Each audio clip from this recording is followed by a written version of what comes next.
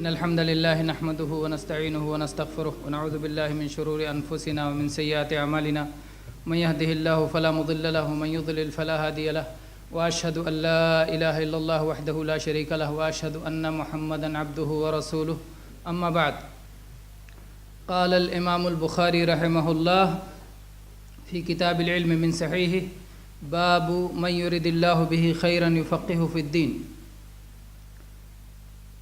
عن معاوية خطيبا يقول سمعت النبي صلى الله عليه وسلم يقول من يرد الله به خيرا يفقهه في الدين وإنما أنا قاسم والله يعطي ولا تزال هذه الأمة قائمة على أمر الله لا يضرهم من خالفهم حتى يأتي أمر الله۔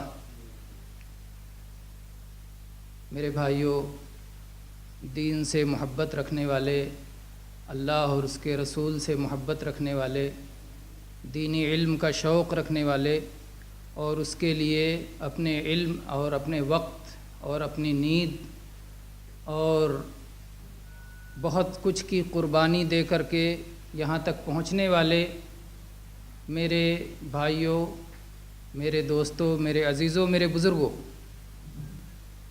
ہمارا آج کا درس یہ درس حدیث ہے۔ پچھلا ہفتہ تفسیر کا درس تھا اور یہ ہفتہ حدیث کا درس ہے، اور اس حدیث سے متعلق ہے جو حدیث اس سے پہلے بھی ہم پڑھ چکے ہیں، مکمل نہیں کر سکے تھے۔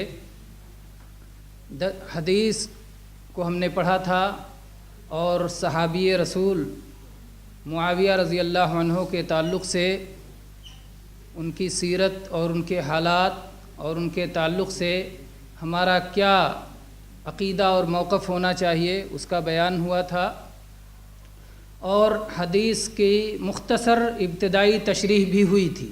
آج ایک بار پھر ترجمہ پڑھ لیتے ہیں اور پھر اس کے بعد میں حدیث پر کی تشریح پر آتے ہیں۔ اللہ کے نبی کریم صلی اللہ علیہ وسلم نے فرمایا من یرد اللہ بہ خیرا یفقہہ فی الدین۔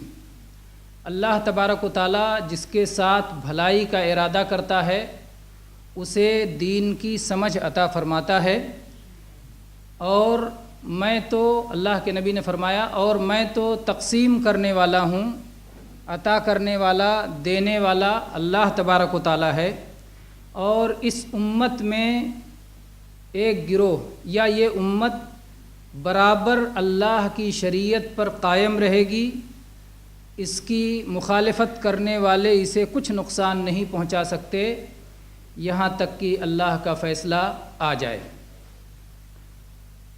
اس حدیث کی ابتدا اس جملے سے ہوئی ہے کہ اللہ تبارک و تعالیٰ جس کے ساتھ خیر کا ارادہ کرتا ہے اسے دین کی سمجھ عطا فرماتا ہے۔ دین کی سمجھ کا مطلب کیا ہے؟ دین کے مسائل کی سمجھ، کون سا مسئلہ سب سے اعلیٰ درجے پر ہے، کون سا مسئلہ اس کے بعد ہے، کون سا مسئلہ اس کے بعد ہے، کون زیادہ اہم ہے، کون کم اہم ہے، کون زیادہ ضروری ہے، کون کم ضروری ہے، کس سے بچنا ضروری ہے، کس کا کرنا ضروری ہے۔ تو دین کے مسائل کی سمجھ اللہ تعالیٰ اسے دیتا ہے، عقیدہ کے مسائل کی سمجھ، ایمانیات کے مسائل کی سمجھ، عبادات کے مسائل کی سمجھ، معاملات کے مسائل کی سمجھ، ہر طرح کے مسائل کی سمجھ اللہ تعالیٰ اسے دیتا ہے جس کے ساتھ اللہ تعالیٰ خیر کا ارادہ کرتا ہے۔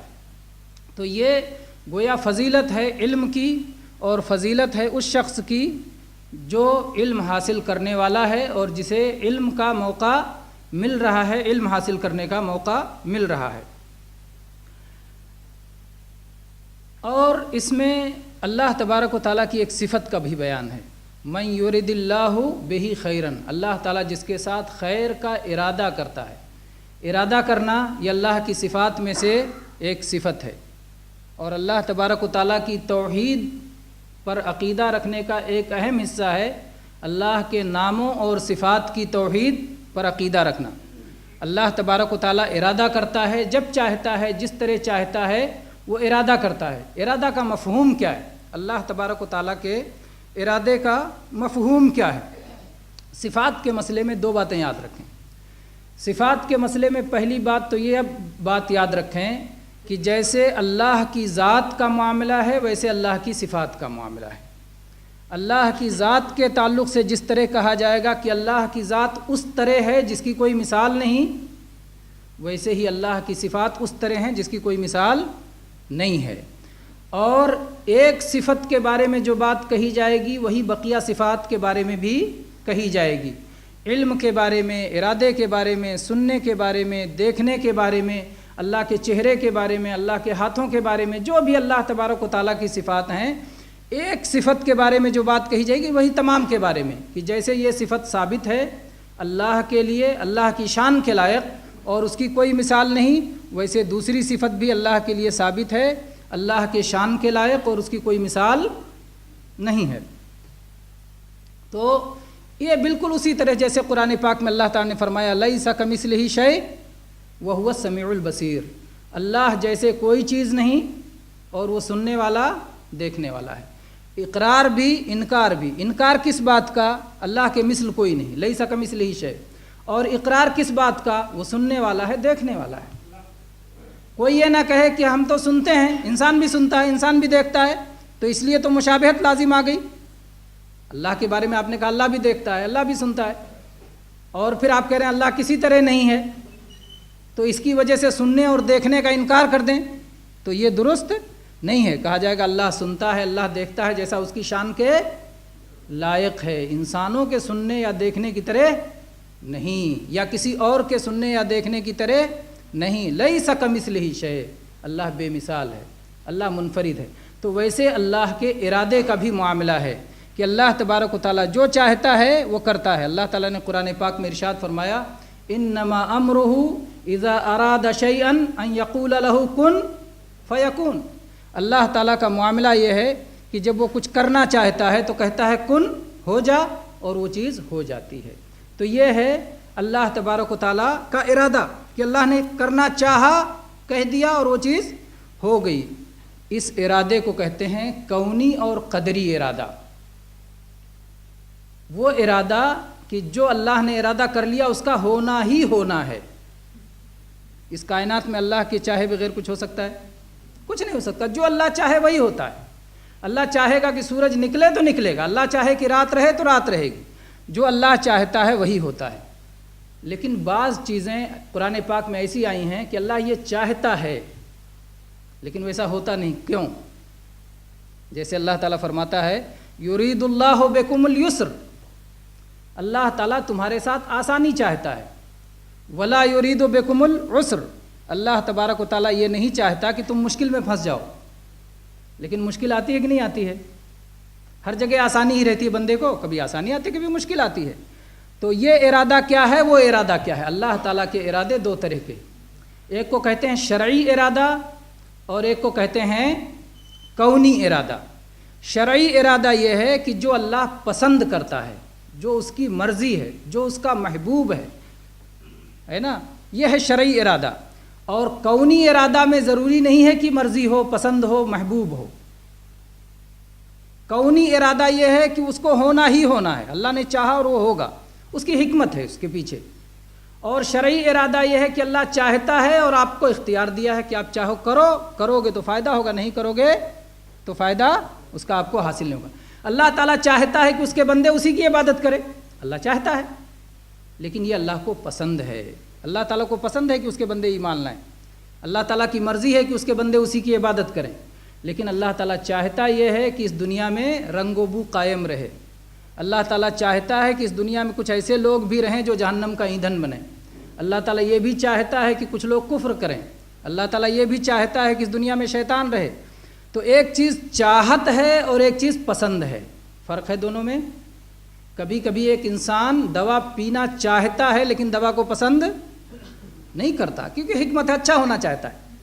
دوا پسند نہیں ہے لیکن پی رہا ہے، اس لیے کہ اس کے پیچھے حکمت یہ ہے کہ وہ اچھا ہونا چاہتا ہے، تو پسند کے خلاف بھی کرتا ہے۔ اللہ تعالیٰ نے فرمایا لا یرضی لعبادہ الکفر، اللہ تعالیٰ اپنے بندوں سے کفر پر راضی نہیں ہے۔ اللہ تعالیٰ یہ نہیں چاہتا ہے کہ بندے کفر کریں، لیکن اللہ تبارک و تعالیٰ کے چاہے بغیر اس دنیا میں کوئی کچھ کر سکتا ہے؟ نہیں، اللہ تعالیٰ چاہتا ہے تبھی ہوتا ہے۔ یہ مسئلہ جو ہے یہ سمجھنا ضروری ہے، کیونکہ قرآن پاک میں ارادے کے تعلق سے جو آیات آتی ہیں، جب ان آیات کو آپ سامنے رکھیں گے تو یہ مسئلہ آئے گا۔ کہ اللہ تبارک و تعالیٰ یہ چاہتا ہے. جیسے اللہ تعالیٰ نے فرمایا وَلَوْ شِئْنَا لَآتَيْنَا كُلَّ نَفْسٍ هُدَاهَا، اگر ہم چاہتے تو ہم ہر شخص کو ہدایت دے دیتے. لیکن وَلَٰكِنْ حَقَّ الْقَوْلُ مِنِّي، لیکن میری بات برحق ہو کے رہی. لَأَمْلَأَنَّ جَهَنَّمَ مِنَ الْجِنَّةِ وَالنَّاسِ أَجْمَعِينَ، جہنم کو مجھے جناتوں سے انسانوں سے بھرنا ہے. جہنم جناتوں سے اور انسانوں سے بھرنا ہے. تو یہ اللہ کا ارادہ ہے، لیکن یہ کون سا ارادہ ہے؟ شرعی ارادہ نہیں ہے، یہ قدری ارادہ ہے، تقدیر والا کونی ارادہ ہے، جو ارادے کو ہونا ہی ہونا ہے، چاہے وہ اللہ کی پسند نہیں ہے لیکن وہ اللہ کی مشیت ہے، وہ اللہ کی چاہت ہے کسی حکمت کی وجہ سے. تو یہ ارادے کونیہ ہے. اللہ تعالیٰ نے آنکھیں دیں، کان دیے، دونوں راستے دکھا دیے، اسی طرح سے بات کرنے کے لیے زبان دی، بہت ساری چیزیں آپ کو عطا کی تاکہ آپ حق اور باطل دونوں کو اچھی طرح سمجھ لیں. حق اور باطل سمجھ کے آپ جسے چاہیں اپنائیں. اس معاملے میں اللہ تبارک و تعالیٰ نے کسی کے ساتھ کوئی فرق نہیں کیا. حق کو سب کے لیے حق کی دعوت دی گئی، انبیاء بھیجے گئے، کتابیں نازل کی گئیں، اللہ تعالیٰ کی طرف سے بلاوا آیا، کسی کو مجبور نہیں کیا گیا. کوئی شخص کوئی کام کرتا ہے تو اسے معلوم رہتا ہے کہ میں یہ کام مجبوراً کر رہا ہوں، خود بخود کر رہا ہوں یا اپنی پسند سے کر رہا ہوں. ایک آدمی جب کھانا اپنے ہاتھ سے اٹھا کے کھاتا ہے، پانی اپنے ہاتھ سے اٹھا کے پیتا ہے تو وہ جانتا ہے کہ میں مجبور نہیں ہوں، لیکن یہ مشیت اللہ کی مشیت کے تابع ہوتی ہے، اللہ کی مشیت کے تابع ہوتی ہے. اور جب آدمی بخار کی وجہ سے کانپتا رہتا ہے، کپ کپی طاری ہوتی ہے، تو اسے پتہ رہتا ہے کہ یہ میرے اختیار سے باہر ہے، میں اپنے اختیار سے میں نے یہ کام نہیں کیا. تو آدمی کے پاس یہ گنا اختیار ہے، وہ اپنے اختیارات کو سمجھتا ہے. ایسا نہیں ہے کہ آدمی کا ارادہ نہیں ہے، اختیار نہیں ہے، اس کا اپنا ارادہ اور اختیار ہے. تقدیر پر ایمان لانے میں 4 باتوں پر ایمان لاتے ہیں تو تقدیر پہ ایمان پورا ہوتا ہے. پہلی بات یہ کہ اللہ کو سب کچھ معلوم ہے، سب معلوم ہے، جو ہو چکا، جو ہو رہا ہے، جو آئندہ ہوگا، سب اللہ کو معلوم ہے. اللہ کے علم سے کوئی چیز خارج نہیں ہے. یہ ہمارا ایمان ہے. اور دوسری بات اس پر ہمارا ایمان ہے کہ اللہ کو جو کچھ معلوم ہے پچھلے زمانے کے بارے میں، آئندہ کے بارے میں، وہ سب اللہ نے لکھ رکھا ہے. لوح محفوظ میں سب کچھ لکھا ہوا ہے جو کچھ اللہ تبارک و تعالیٰ کے علم میں ہے. اور ان چیزوں کا جب اللہ تبارک و تعالیٰ ارادہ کرتا ہے تو وہ چیزیں اس دنیا میں پیدا ہوتی ہیں. تیسری چیز ہے اللہ تبارک و تعالیٰ کے ارادے کے بارے میں، مشیت کے بارے میں ایمان رکھنا. علم کے بارے میں ایمان رکھنا کہ سب کچھ معلوم ہے، کتابت کے بارے میں ایمان رکھنا کہ سب کچھ اللہ نے لکھ رکھا ہے. اس کے بعد مشیت کے بارے میں ایمان رکھنا کہ اللہ چاہتا ہے تبھی اس کی دنیا میں کچھ ہوتا ہے، اللہ کے چاہے بغیر کچھ نہیں ہوتا. اور چوتھی چیز ایجاد اور خلق کے بارے میں ایمان رکھنا کہ اللہ تعالیٰ جب کوئی چیز پیدا کرتا ہے تبھی وہ چیز پیدا ہوتی ہے. کل کا دن بدھ کا دن ہے، اللہ بدھ کا دن پیدا کرے گا تو بدھ کا دن ہوگا. جب انسان قدم اٹھاتا ہے حرکت ہوتی ہے، اس حرکت کو اللہ پیدا کرتا ہے تو وہ حرکت پیدا ہوتی ہے. تو اللہ تبارک و تعالیٰ جب کسی چیز کو وجود عطا کرتا ہے، جب کسی چیز کو پیدا کرتا ہے تب وہ چیز پیدا ہوتی ہے. یہ چاروں چیزوں پر جب ہم ایمان لاتے ہیں تو تقدیر پر ایمان مکمل ہوتا ہے. تو اللہ تبارک و تعالیٰ کے ارادے کے بغیر، اللہ کی مشیت کے بغیر اس دنیا میں کچھ نہیں ہوتا. یہ ہمارا ایمان ہے. تو ارادہ وہ چیز ہے، ارادہ مشیت کے معنی میں جو کونی اور قدری ہے، اور ارادہ شرعی کا ہونا ضروری نہیں ہے. ارادہ شرعی میں جیسے جو ہے اللہ تبارک و تعالیٰ نے اپنے بندوں سے چاہا کہ کیا نام ہے، جیسے میں نے پہلے بتایا یرید اللہ بکم الیسر، اللہ آپ کے ساتھ آسانی چاہتا ہے، مشکل نہیں چاہتا. لیکن کبھی مشکل بھی آ جاتی ہے کیونکہ یہ شرعی طور پر اللہ چاہتا ہے. شریعت میں اس نے ایسے احکام دیے ہیں جو آپ کے لیے مشکل نہ ہوں. ایسے ہی اللہ تبارک و تعالیٰ نے قرآن پاک میں فرمایا واللہ یرید ان یتوب علیکم، اللہ تبارک و تعالیٰ چاہتا ہے کہ تم اللہ سے توبہ کرو. یہ شرعی چاہت ہے، اللہ تعالیٰ شرعی اعتبار سے، شریعت کے اعتبار سے چاہتا ہے کہ ہم توبہ کریں. لیکن اگر اللہ کا ارادہ ہوتا کہ ہر بندہ توبہ کرے تو کوئی توبہ سے رک پاتا؟ اگر کونی طور پر، تقدیر کے طور پر اللہ کی طرف سے فیصلہ ہوتا تو کوئی نہیں رک پاتا، سب توبہ کر لیتے. لیکن اللہ تبارک و تعالیٰ جسے چاہتا ہے ہدایت دیتا ہے، جسے چاہتا ہے محروم رکھتا ہے. تو یہاں پر جس ارادے کی بات ہو رہی ہے، من یرید اللہ بہ خیرا، اللہ تعالیٰ جس کے ساتھ بھلائی کا ارادہ کرتا ہے، یفقہہ فی الدین، اسے دین کی سمجھ دیتا ہے۔ یہ کون سا ارادہ ہے؟ یہ کونی اور قدری ارادہ ہے اور شرعی ارادہ بھی ہے۔ اللہ تعالیٰ شرعی طور پر بھی یہ چاہتا ہے کہ بندے علم حاصل کریں، بندے سمجھ حاصل کریں، دین کے احکام کو سیکھیں۔ اللہ تعالیٰ شرعی طور پر چاہتا ہے، اسی لیے انبیاء کے ذریعے سے ہمیں حکم دیا کہ علم حاصل کرو۔ تو اللہ تعالیٰ شرعی اعتبار سے بھی یہ چاہتا ہے کہ ہم علم حاصل کریں۔ اور جس بندے کے ساتھ اللہ تعالیٰ خیر کا ارادہ کرتا ہے کونی اور قدری طور پر، وہ بندہ علم حاصل کرنے میں آگے بڑھتا ہے، سیکھتا ہے، وقت لگاتا ہے اور علم کو حاصل کرتا ہے اور دین کی سمجھ حاصل کر لیتا ہے۔ تو گویا جس کے ساتھ یہ معاملہ ہو کہ اسے دین کا سیکھنا اچھا لگ رہا ہے، اسے خوشی ہونا چاہیے اور اللہ کا شکر ادا کرنا چاہیے کہ اللہ کا ارادہ ہے، یہ اللہ کی توفیق ہے، یہ اللہ کی نوازش ہے اس بندے کے اوپر کہ اللہ تعالیٰ نے اسے علم حاصل کرنے کے لیے اس کے لیے راستے آسان فرمائے ہیں اور اس کے ساتھ اللہ نے خیر کا ارادہ کیا ہے۔ اگلی چیز ہے کہ اس حدیث میں اللہ کے نبی صلی اللہ علیہ وسلم نے فرمایا، انما انا قاسم واللہ یعطی، میں تو تقسیم کرنے والا ہوں اور دینے والا اللہ ہے۔ امام بخاری رحمہ اللہ نے یہ علم کے بیان میں اس حدیث کو ذکر کیا، اس کے بعد اس حدیث کو کتاب فرض الخمس میں بھی لائے، یعنی جو مال غنیمت مسلمان حاصل کرتے ہیں اس کا 5واں حصہ کیسے تقسیم کیا جائے گا اس کے بیان میں بھی لائیں، یہ بتانے کے لیے کہ اللہ تبارک و تعالیٰ نے رسول اللہ صلی اللہ علیہ وسلم کو یہ ذمہ داری دی ہے کہ مال غنیمت تقسیم کریں۔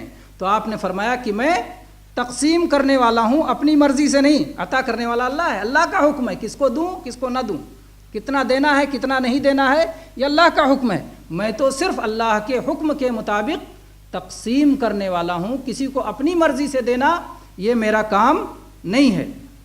اسی لیے ایک حدیث ان الفاظ کے ساتھ بھی آئی ہے، ما اعطیکم ولا امنعکم، نہ میں تمہیں دیتا ہوں نہ تم سے روکتا ہوں، یعنی نہ یہ کہ نہیں دیتا ہوں، نہ یہ دیتا ہوں اور نہ یہ کہ نہیں دیتا ہوں، انما انا قاسم اضع حیث امرت، میں تو تقسیم کرنے والا ہوں، جہاں مجھے جتنا دینے کے لیے کہا گیا ہے اتنا دیتا ہوں۔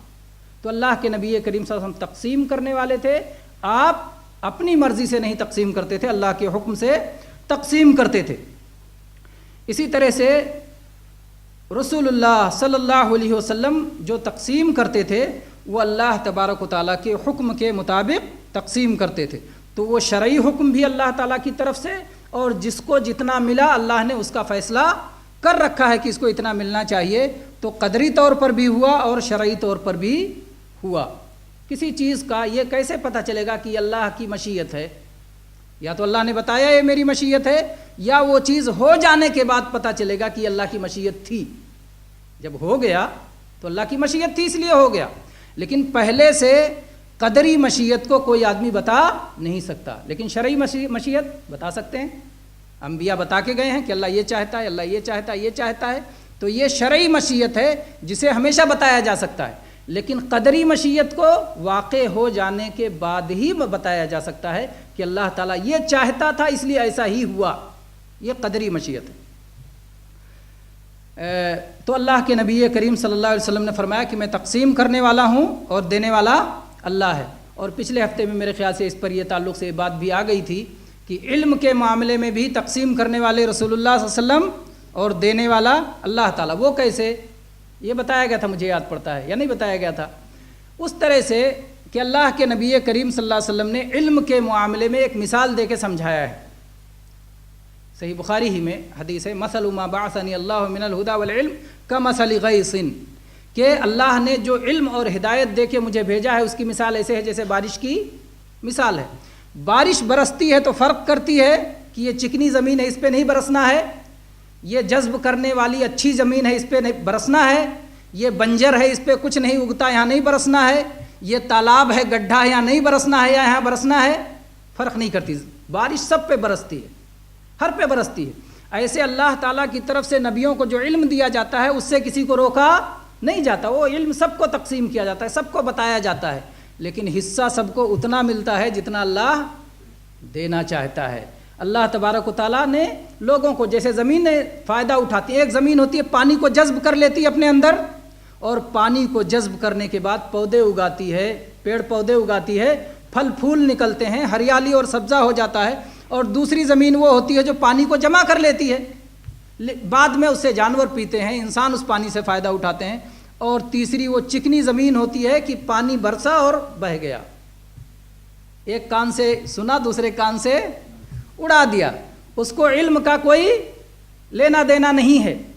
لم یرفع بذالک رأسا، اس نے سر اٹھایا ہی نہیں، اس نے سیکھا ہی نہیں، اس نے جانا ہی نہیں، یا سنا بھی تو ایسے کہ سننا نہ سننا برابر ہے. تو ایک وہ گروہ ہو گیا جس نے اس علم کو سننا نہ سننا برابر ہو گیا، اللہ نے اسے نہیں دیا، محروم کر دیا.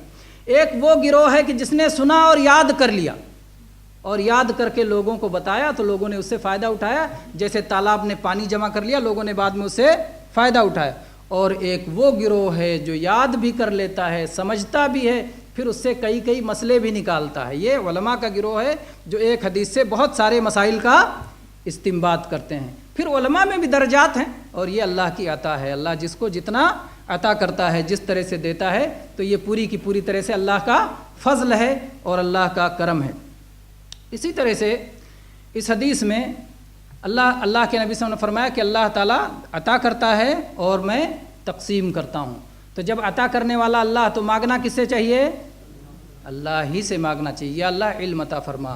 اور اس کے لیے دعا مختصر سی یاد ہوگی انشاءاللہ سب کو، ربی زدنی علما. علم مانگنے کی یہ دعا ہے. اللہ تعالیٰ نے اپنے نبی کو اور کسی چیز کے زیادہ مانگنے کی دعا نہیں سکھائی، صرف علم کی. وقر رب زدنی علما، یا اللہ میرے علم میں اضافہ فرما. امت کی تعداد میں اضافہ کر، ایسی کوئی دعا نہیں سکھائی گئی. مال میں اضافہ کر، ایسی کوئی دعا نہیں سکھائی گئی. اور کسی چیز کے اضافے کی دعا نہیں سکھائی گئی، علم کے اضافے کی دعا سکھائی گئی. جبکہ اللہ تعالیٰ نے پہلے ہی سے آپ کو بہت زیادہ علم عطا کیا تھا. اللہ تعالیٰ نے فرمایا الرحمن علم القرآن. اللہ تعالیٰ نے اپنے نبی پر فضل اور احسان جتلاتے ہوئے فرمایا وَعَلَّمَكَ مَا لَمْ تَكُنْ تَعْلَمْ وَكَانَ فَضْلُ اللَّهِ عَلَيْكَ عَظِيمًا. اللہ تعالیٰ نے آپ کو ایسی ایسی چیز سکھائی جو آپ نہیں جانتے تھے، اور اللہ کا فضل آپ پر بہت زیادہ ہے. تو اللہ نے بہت علم دیا، اور اس کے بعد بھی کہا کہ اور مانگیے علم، کہ اے اللہ اور علم زیادہ دے. گویا علم ایسی چیز ہے کہ جو ختم ہونے والی نہیں ہے، بہت زیادہ، بہت بے حساب ہے، اور ایک کے بعد ایک علم موجود ہے. اس کے بعد اللہ کے نبی کریم صلی اللہ علیہ وسلم نے فرمایا وَلَن تَزَالَ هَذِهِ الْأُمَّةُ قَائِمَةً عَلَىٰ أَمْرِ اللَّهِ. اور یہ امت برابر اللہ کے دین و شریعت پر قائم رہے گی. لا يضرهم من خالفهم، اس کی مخالفت کرنے والے اسے کچھ نقصان نہیں پہنچا سکتے.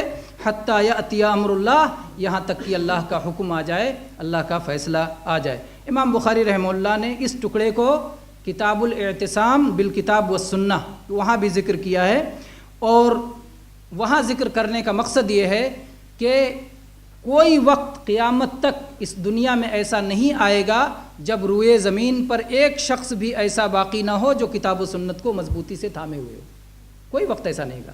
ہر وقت کوئی نہ کوئی شخص، کوئی نہ کوئی گروہ، کوئی نہ کوئی جماعت ایسی رہے گی جو کتاب و سنت کو مضبوطی سے تھامے رہے گی. اعتصام بالکتاب و سنہ والے یہ ہمیشہ رہیں گے، جو کتاب و سنت کو پکڑے ہوئے رہیں گے. یہ ثابت کرنے کے لیے لائے ہیں. اور اسی طرح سے جو ہے یہ کتاب المناقب میں بھی اس کا ذکر کیا ہے، یہ اشارہ کرتے ہوئے کہ یہ محمد الرسول اللہ صلی اللہ علیہ وسلم کی فضیلت ہے اور آپ کی امت کی فضیلت ہے. محمد صلی اللہ علیہ وسلم کی فضیلت اور آپ کی امت کی فضیلت اس سے کیسے معلوم ہوئی؟ اس طرح معلوم ہوئی کہ آپ آئے اور اس کے بعد حق رک گیا. اب قیامت تک اگر حق ختم ہوگا تو قیامت آئے گی، دنیا ختم ہو جائے گی. حق ختم ہوا تو دنیا ختم. پہلے ایسا ہوتا تھا، نبی آتے تھے اور ان کی تعلیمات حقہ آگے چلتی تھیں، پھر دھیرے دھیرے ختم ہو جاتی تھیں، یہاں تک کہ نئے نبی کو سچی تعلیم لانے کی ضرورت پڑتی تھی. لیکن اب محمد الرسول اللہ صلی اللہ علیہ وسلم کے آ جانے کے بعد اب آپ کی برحق تعلیمات پہ عمل کرنے والے کچھ نہ کچھ ہمیشہ رہیں گے. کبھی پوری دنیا سے یہ حق ختم ہو جائے ایسا نہیں ہو سکتا ہے. تو یہ محمد الرسول اللہ صلی اللہ علیہ وسلم اور آپ کی امت کی فضیلت ہے. امت اللہ کے نبی نے فرمایا کہ یہ امت برابر حق پہ قائم رہے گی. آپ جانتے ہیں کہ شریعت میں جب بھی امت کا لفظ بولا جاتا ہے تو دو معنوں میں بولا جاتا ہے. ایک کو کہتے ہیں امت دعوت اور ایک کو کہتے ہیں امت اجابت۔ امت دعوت کا مطلب یہ ہے کہ نبی کے آنے کے بعد جتنے انسان ہیں یا جتنے اس کے مدعو ہیں سب کے سب امت ہیں۔ محمد صلی اللہ علیہ وسلم آ گئے، اب آپ کے آنے کے بعد جتنے انسان ہیں، جتنے جنات ہیں، سب محمد صلی اللہ علیہ وسلم کی امت ہیں، چاہے مسلمان ہوں، چاہے کافر ہوں، چاہے اہل کتاب ہوں، چاہے ملحد اور بے دین ہوں، سب کے سب آپ کی امت ہیں۔ اللہ تعالیٰ نے آپ کو ان کی طرف نبی بنا کر کے بھیجا ہے۔ تو یہ ہے امت دعوت، ایک معنی امت کا یہ ہوا۔ اور اس معنی میں اللہ تبارک و تعالیٰ نے فرمایا وَلَقَدْ بَعَثْنَا فِي كُلِّ أُمَّةٍ رَسُولًا، ہم نے ہر امت میں رسول بھیجا تھا۔ تو امت رسول کی ماننے والی نہیں تھی، اللہ نے بھیجا، اس کے بعد کچھ ماننے والے کچھ نہ ماننے والے، لیکن وہ رسول کی امت تھی۔ رسول کو جہاں بھیجا گیا وہ سارے لوگ رسول کی امت تھے۔ اور دوسری امت وہ ہے کہ جو نبی کی دعوت کو قبول کرتی ہے، وہ آپ کی خاص امت ہے۔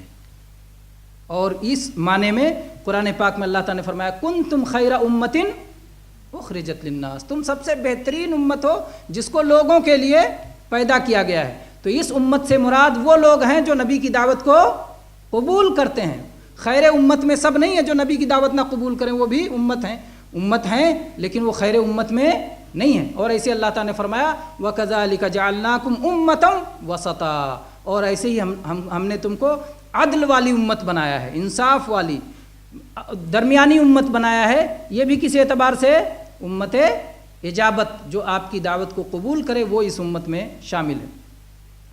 اسی طرح سے اللہ کے نبی کریم صلی اللہ علیہ وسلم نے فرمایا لن تزال هذه الامہ، کہ یہ امت برابر حق پر قائم رہے گی۔ اس سے مراد یہ نہیں ہے کہ امت کے ہر فرد سارے لوگ برابر حق پہ قائم رہیں گے، بلکہ امت میں ایک تھوڑی سی جماعت رہے گی جو حق پر قائم رہے گی۔ اگر ساری امت میں گمراہی پھیل جائے، اکثریت میں گمراہی پھیل جائے، تو ایک چھوٹی سی جماعت رہے گی جو گمراہی سے بچی رہے گی۔ چنانچہ وہ الفاظ صحیح بخاری کتاب الاعتصام میں ان الفاظ کے ساتھ یہ حدیث آئی ہے لا تزال طائفۃ من امتی، میری امت کا ایک گروہ برابر حق پر قائم رہے گا۔ تو اس حدیث سے اس حدیث کی تشریح ہو گئی کہ پوری امت سے مراد امت کا ایک چھوٹا سا گروہ ہے جو حق پر قائم رہے گا۔ تو یہ چھوٹا سا گروہ کون ہے؟ امام بخاری رحمہ اللہ فرماتے ہیں انہم اہل العلم بالآثار، یہ لوگ جو حق پہ قائم رہیں گے جو آثار کا علم رکھتے ہیں۔ آثار یہ اثر کی جمع ہے۔ اثر اور حدیث ایک ہی چیز کو کہتے ہیں، اثر بھی کہتے ہیں اور حدیث بھی کہتے ہیں، معصور بھی کہتے ہیں، سنت بھی کہتے ہیں۔ اہل العلم بالآثار وہ لوگ جو حدیثوں کا علم رکھتے ہیں، وہ لوگ جو آثار کا علم رکھتے ہیں، وہ لوگ جو سنتوں کا علم رکھتے ہیں، یہ گروہ مراد ہے جن کے پاس نبی کی وراثت ہے۔ نبی نے کیا چھوڑا؟ حدیثیں چھوڑی، قرآن چھوڑا، سنت چھوڑی، شریعت چھوڑی۔ تو نبی نے جو چھوڑا ہے اس کی وراثت جن کے پاس ہے اہل العلم بالآثار، وہی لوگ یہ چھوٹی سی جماعت ہیں جو ہمیشہ حق پر قائم رہیں گے۔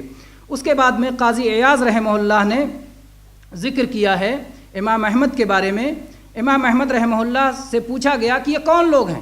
تو امام احمد نے فرمایا ان لم یکونوا اہل الحدیث فلا ادری من ہم، اگر یہ جماعت جو حق پر قائم رہے گی اگر یہ اہل الحدیث نہیں ہے تو مجھے نہیں معلوم کہ اور کون لوگ ہیں۔ وہ لوگ جو حدیث سیکھتے ہیں، حدیث پڑھتے ہیں، حدیث پر عمل کرتے ہیں، حدیث کے لیے بے چین رہتے ہیں، حدیث ہی ان کے لیے صبح و شام کا مطالبہ ہوتی ہے۔ تو امام احمد نے فرمایا اگر یہ اہل الحدیث نہیں ہے تو مجھے نہیں معلوم کہ اور کون ہو سکتا ہے جو حق پر قائم رہے گا۔ قاضی ایاز کہتے ہیں اراد احمد اہل السنہ ومن یعتقد مذہب اہل الحدیث، امام احمد کی مقصد، امام احمد کی مراد یہ ہے کہ اس سے اہل السنہ مراد ہیں اور وہ لوگ مراد ہیں جو اہل الحدیث کے مذہب پر قائم ہیں۔ یہ بتایا کہ یہ گروہ ہے چھوٹا سا گروہ، معمولی امت کی بڑی تعداد کے مقابلے میں ایک چھوٹی تعداد کا گروہ یہ حق پر ہمیشہ قائم رہے گا۔ اسی طرح سے امام نووی رحمہ اللہ نے کہا ہے کہ یہ گروہ جو حق پر قائم رہے گا کسی ایک جماعت میں ہی سب کے سب ہوں ایسا ضروری نہیں ہے۔ ان کا مقصد ان کا کہنے کے الفاظ اس طرح ہیں، وہ کہتے ہیں کہ یہ لوگ مجاہد بھی ہوں گے، یہ فقیہ بھی ہوں گے، یہ محدث بھی ہوں گے، یہ عبادت گزار بھی ہوں گے، یہ بھلائی کا حکم دینے والے بھی ہوں گے، اور اسی طرح سے بہت ساری چیزوں کی بھلائیاں ان کے اندر موجود ہوں گی۔ ضروری نہیں ہے کہ دنیا کے کسی ایک گوشے میں سارے لوگ اکٹھا ہوں، کوئی کہیں ہوگا، کوئی کہیں ہوگا، کوئی کہیں ہوگا، کوئی کہیں ہوگا، لیکن وہ اللہ کے دین کو مضبوطی سے پکڑے ہوئے رہے گا۔ یہ ضروری نہیں ہے کہ ایک ہی جگہ میں ہو، بلکہ وہ دنیا کے مختلف گوشوں میں، مختلف کونوں میں ہو سکتے ہیں۔ تو یہ اللہ کے نبی کریم صلی اللہ علیہ وسلم کی بشارت ہے۔ حافظ ابن حجر رحمہ اللہ نے ان ساری چیزوں کو ذکر کیا ہے۔ تو اس سے نبی کریم صلی اللہ علیہ وسلم کا سچا نبی ہونا بھی معلوم ہوتا ہے کہ آپ نے جو بشارت دی تھی، جو خوشخبری سنائی تھی، جو پیشین گوئی کی تھی، جو مستقبل کے بارے میں بتایا تھا، جیسا بتایا تھا وہ بالکل برحق طور پر موجود ہے۔ کچھ آپ کے دین کو، آپ کے علم کو، آپ کی سنت کو، آپ کے حدیثوں کو پڑھنے والے، سیکھنے والے، اس کو تلاش کرنے والے اور اس پر عمل کرنے والے آج تک موجود ہیں اور قیامت تک موجود رہیں گے، ہمارا اس پر ایمان ہے۔ حدیث میں دیکھیں کہ عربی میں ایک لفظ کئی معنوں میں آتا ہے، اس کے لیے حدیث دلیل ہے۔ اس میں اللہ کے نبی کریم صلی اللہ علیہ وسلم نے فرمایا کہ وَلَن تَزَالَ هَذِهِ الْأُمَّةُ قَائِمَةً عَلَىٰ أَمْرِ اللَّهِ، یہ امت اللہ کے امر پر قائم رہے گی۔ تو امر سے مراد کیا ہے؟ اللہ کا دین، اللہ کی شریعت۔ تو یہاں امر سے مراد دین اور شریعت ہے۔ آخر میں کیا ہے؟ حَتَّى يَأْتِيَ أَمْرُ اللَّهِ، یہ اس وقت تک اللہ کے دین پہ قائم رہیں گے جب تک اللہ کا امر نہ آ جائے۔ تو یہ شریعت نہیں ہے، شریعت تو آ چکی ہے، یہ اللہ کا فیصلہ ہے، یہ اللہ کی جو ہے تقدیر ہے، اور یہ اللہ تبارک و تعالیٰ کی طرف سے جو قیامت متعین ہے کہ اس کا آنا متعین ہے، وہ مراد ہے۔ تو امر کا لفظ ایک ہی حدیث میں دو جگہ استعمال ہوا اور دو معنی میں استعمال ہوا۔ اس لیے بہت سارے لوگ جیسے کہتے ہیں کہ قرآن میں آیا ہے وسیلہ، وسیلہ تو قرآن سے ثابت ہے، یا ایھا الذین آمنوا اتقوا اللہ وابتغوا الیہ الوسیلہ۔ تو ان سے پوچھے اللہ کے بندے وسیلہ کا معنی کیا ہوتا ہے؟ اذان کے بعد والی دعا میں بھی اللہم آت محمدً الوسیلہ، وہاں وسیلہ کا معنی دوسرا ہے، یہاں وسیلہ کا معنی دوسرا ہے۔ تو اس لیے ایک لفظ کو لے کر کے جب تک کہ اس کا معنی صحیح طور پر متعین نہ کیا جائے تب تک اس کے بارے میں شبہے میں نہ کوئی ڈالے، کوئی کسی قسم کے شبہے میں نہ ڈالے۔ اس حدیث کے فوائد ذکر کر کے اور اس کے بعد درس مکمل کرتے ہیں۔ اس حدیث سے معلوم ہوتا ہے کہ علم کی تلاش میں رہنا اور علم حاصل کرنے میں ہمیں لگنا چاہیے۔ اس سے یہ بھی معلوم ہوتا ہے کہ علماء کی جو ہے اللہ کے یہاں بہت فضیلت ہے باقی لوگوں کے مقابلے میں۔ اسی طرح سے یہ بھی معلوم ہوتا ہے کہ فقہ کا علم اور دین اور شریعت کا علم بقیہ علوم کے مقابلے میں فضیلت رکھتا ہے۔ اللہ تبارک و تعالیٰ کے صفت ارادہ کے بارے میں ہمیں معلوم ہوا، اور اسی طرح سے یہ بھی معلوم ہوا کہ جو شخص اللہ کے دین کو حاصل کرنے میں لگا ہوا ہے اللہ تعالیٰ نے اس کے ساتھ خیر کا ارادہ کیا ہے۔ اسی طرح سے یہ بھی معلوم ہوا، اس حدیث کو کون سے صحابی نے کہاں بیان کیا؟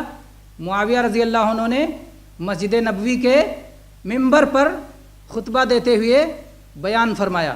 اس سے معلوم ہوتا ہے کہ حدیثوں کو ممبروں سے بیان کرنا چاہیے، حدیثوں کو ممبروں سے بیان کرنا چاہیے، اس کا اعلان ہونا چاہیے۔ اسی طرح سے اس سے بھی معلوم ہوتا ہے کہ تقدیر پر ہمیں ایمان لانا چاہیے، دینے والا اور روکنے والا اللہ ہی ہے، اسی پر بھروسہ کرنا چاہیے، اسی سے دعائیں کرنا چاہیے۔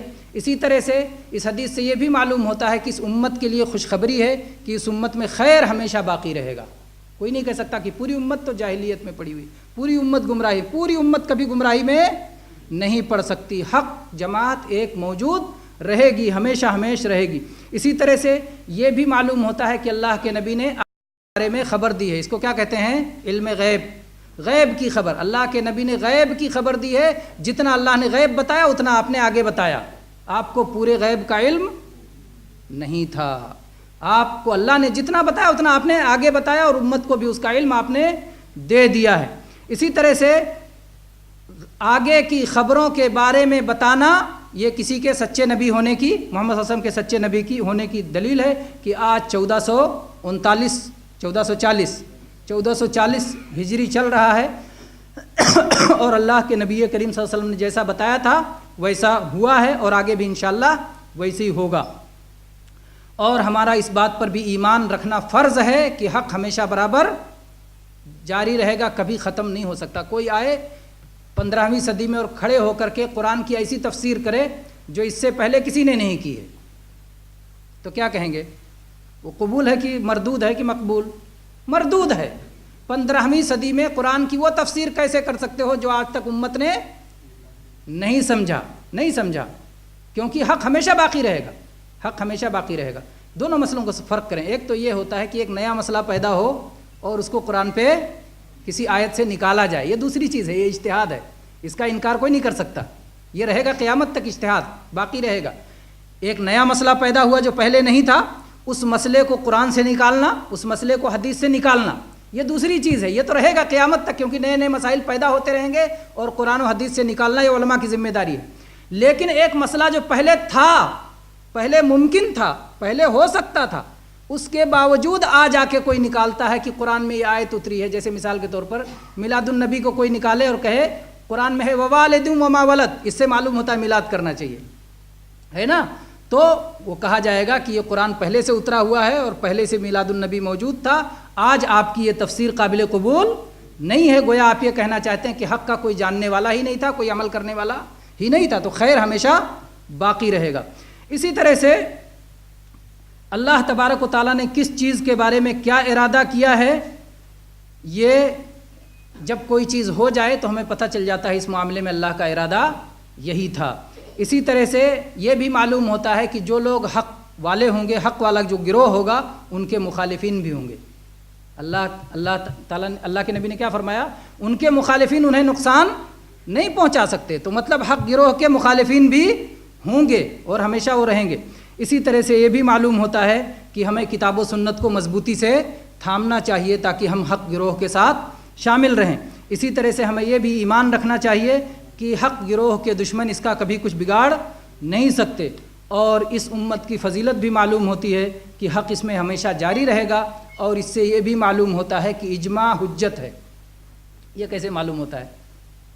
دلائل 4 ہیں، ایک تو اللہ کی کتاب دلیل ہے، دوسرے نبی صلی اللہ علیہ وسلم کی سنت دلیل ہے، اور تیسرے قیاس دلیل ہے، اور چوتھے اجماع دلیل ہے۔ دلائل 4 ہیں۔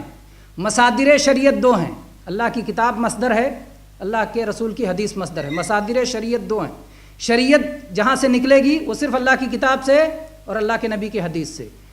قیاس اور اجماع یہ دلیل ہے، مصدر نہیں ہے، دلیل ہے۔ اللہ کی کتاب میں جو چیز موجود ہے اسی پر قیاس کر کے کسی نئے مسئلے کو آپ نکال سکتے ہیں تو دلیل بن سکتا ہے، قیاس اگر صحیح ہو۔ اگر قیاس باطل ہو تو رد کر دیا جائے گا۔ قیاس صحیح بھی ہو سکتا ہے، غلط بھی ہو سکتا ہے، اور اللہ کی کتاب غلط ہو سکتی ہے؟ نہیں غلط ہو سکتی۔ اللہ کے نبی کی حدیث غلط ہو سکتی ہے؟ نہیں غلط ہو سکتی ہے۔ اگر حدیث ہونا ثابت ہو جائے، اگر قرآن ہونا ثابت ہو جائے تو پھر اس کے بعد اس میں غلطی نہیں آ سکتا، لیکن قیاس کسی عالم کا قیاس ہوتا ہے، عالم کسی عالم کی طرف سے ہوتا ہے، اس میں غلطی کا بھی امکان رہتا ہے، تو قیاس صحیح بھی ہو سکتا ہے، فاسد بھی ہو سکتا ہے، غلط بھی ہو سکتا ہے، صحیح بھی ہو سکتا ہے۔